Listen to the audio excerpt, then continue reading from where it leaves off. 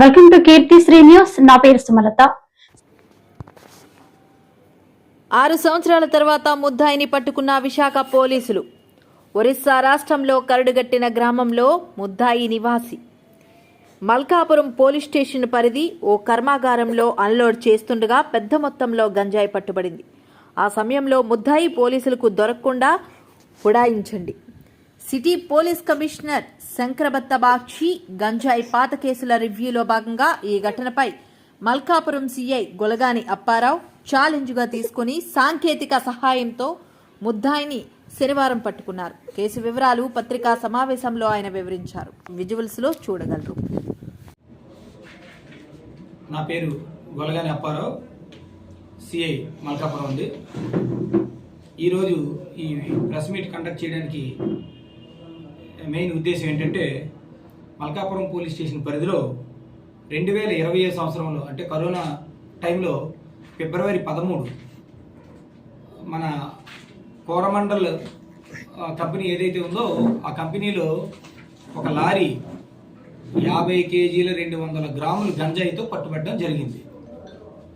అయితే ఆ లారీ పట్టుబడిన తర్వాత ఆ డ్రైవరు ఆ కోరమండలంలో చెక్ చేస్తుండగా పట్టుకున్న డ్రైవరు పోలీసులకు ఇన్ఫార్మ్ చేయడంతో అక్కడ నుండి పారిపోవడం జరిగింది.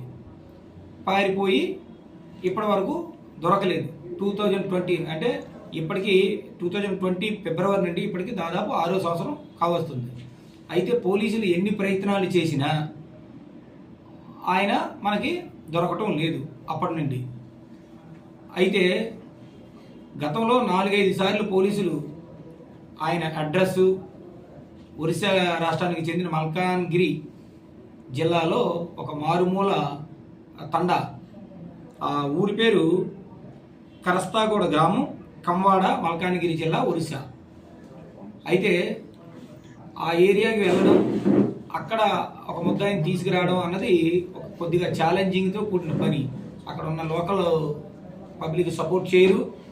పైగా పోలీసులు 1-2 సార్లు వెళ్ళినప్పుడు తిరిగి అక్కడ ఉన్న వాళ్ళే ఈ పోలీసుల మీద తిరగబడ్డం, సహాయం చేయకపోగా మన పోలీసుల మీద తిరగబడ్డం, రివోల్ట్ అవ్వడం జరిగితే అక్కడ నుండి మన పోలీసులు వచ్చేయడం జరిగింది. అయితే ఈ కేసు జరిగి ఇప్పటికి 6 సంవత్సరాలు కావడంతో మన విశాఖపట్నం సిపి గారు ఈ గంజాయి కేసుల గురించి రివ్యూ చేసేటప్పుడు ఎట్టి పరిస్థితుల్లో ఈ ముద్దాయిని పట్టుకోవలసిందే అని చెప్పడంతో మేము మాకున్న సాధక బాధలు చెప్పడం జరిగింది.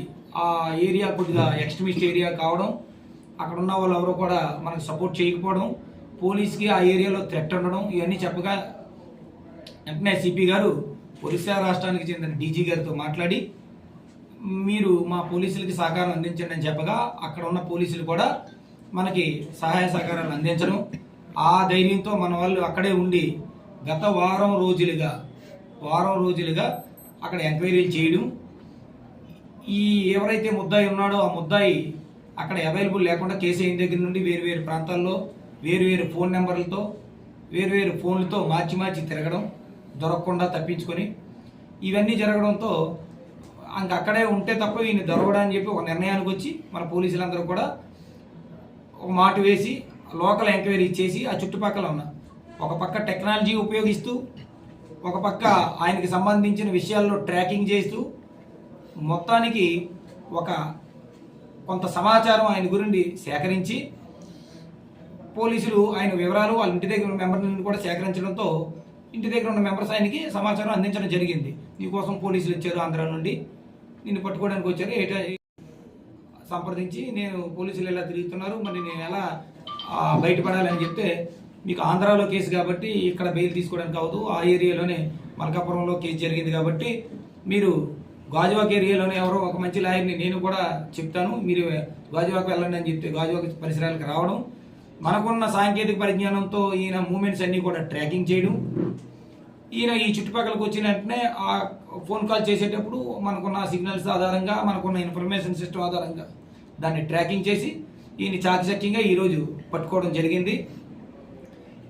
అందువల్ల నేరం చేసిన వాడు ఎవడైనా సరే ఎట్టి పరిస్థితిలో చట్టం ముందు తప్పించుకోలేడు. ఎన్ని సంవత్సరాలైనా సరే ఆయన చట్టం ముందు తప్పించుకోలేడనే ఉద్దేశంతో ఆయనకి ప్రజలకి తెలియజెప్పడానికి, ఒక సమాజానికి ఒక సందేశం ఇవ్వడానికి ఈరోజు మిమ్మల్ని పిలిచి మీ ముందు ముద్దాయిని ప్రవేశపెట్టడం జరుగుతుంది. Thank you very much.